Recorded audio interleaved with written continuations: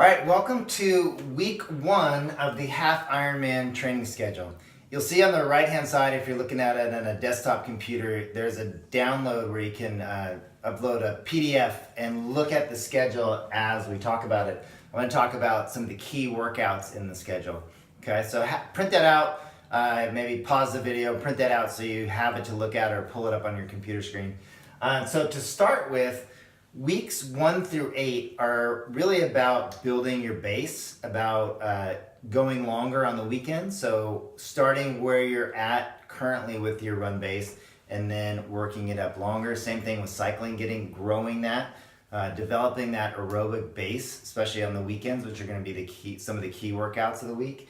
And then the other thing is that I have some intensity work in the week. Now, if you're a person who's coming into this and you say, my only goal is to finish this half Ironman, we can take out the intensity. So we can take, like, for example, on this week, Wednesday, I have a higher intensity bike ride, 4 times 3 minutes hard, and then 3 minutes recovery. Now, if you're just getting started, we would want to bump that intensity down, okay? So that's how we can modify this workout to you. One of the assumptions that I made when I was making the schedule is that you would come into this training where you would be able to run at about an hour and a half for your long run, and then certainly biking an hour and a half. So let's say for the long run, which is the key workout, the number 1 key workout of the week, let's say I have an hour and a half on schedule, and you say my longest run in the last, say, 3 weeks was an hour. Then what I would rather have you do is run an hour and 10 minutes so we don't stretch you from an hour to an hour and a half, because that would be too big of a jump. And then we can keep making these increases over the weeks to get you caught up. Now, if your half Ironman is, let's say your half Ironman is 20 weeks out. So that gives you an additional 4 weeks in your preseason to get your long run up to an hour and a half, providing that's safe. If you only have 4 weeks and your long run right now is 10 minutes, then that's not enough time. But this is one of those things with making a schedule. It's hard to know where you're coming at, how far away your race is, how much time you have to build there. And that's what's great about the comment section of this video. Go in there and put in your situation. Say, my race is this X number of weeks out, this is the distance of my long run. How do you suggest I ramp up, to get to the season? That's what the comment section is perfect for, okay? So key workout number 1 is gonna be that long run. We wanna build that long run base. Similarly, I have it down here as a number 5 key workout, but it's definitely an important workout, is building your aerobic base on cycling. That workout is on Sunday, okay? So those would be probably my number 1 and number 2 key workouts for the week. So long run and long bike. Now, for those of you who have a solid foundation, you have like 6 to 8 weeks of training under your belt.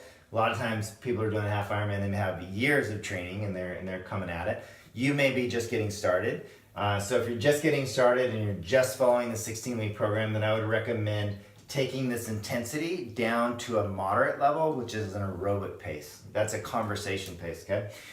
If you do have a base though, and we're gonna get into the intensity, then the other 3 key workouts of the week are gonna be the bike ride that I have listed on Wednesday, and it says 4 by 3 with 3 minutes rest. So you're gonna go 4 times 3 minutes. So 3 minutes is the duration of that interval.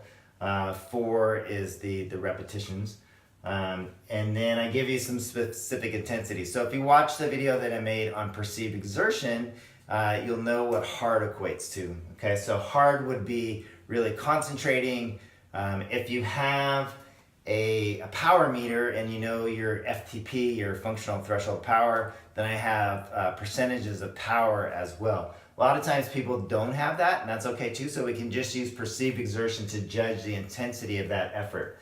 And then I have a run on Thursday, so I have some work at 10K pace. And then on Monday, I have a swim at threshold. So let's say you don't know what your swim threshold is, and you don't know what your 10K pace is.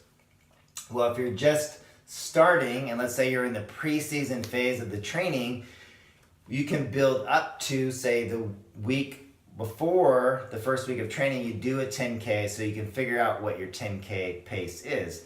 And then you can set your workouts off that. That's a way to, for every person watching this, to make the program customizable to where you're at right now, right? So if your 10K pace is 7 minutes and 45 seconds, then you know exactly what I'm talking about when I say 10K pace. If it's 9:30, then the same thing, you're gonna be running at your 10K pace, regardless of what that is, right?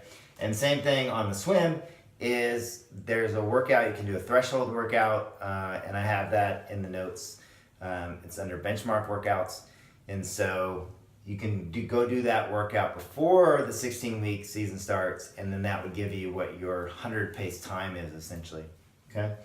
Any questions on that, please put them down in the comment sections and I'll clear any of that up. Some of that information may be very new to you, and that's okay. That's what we're here for, just to give you some coaching, to give you some education. So no question, don't worry about any question. Never say, it's a stupid question. If it's something you don't know and so you're hearing it for the first time, ask away, and that's what we'll do. We'll just keep answering those questions because your question will educate somebody else, I guarantee it. All right, so that's week 1. Have a great week of training.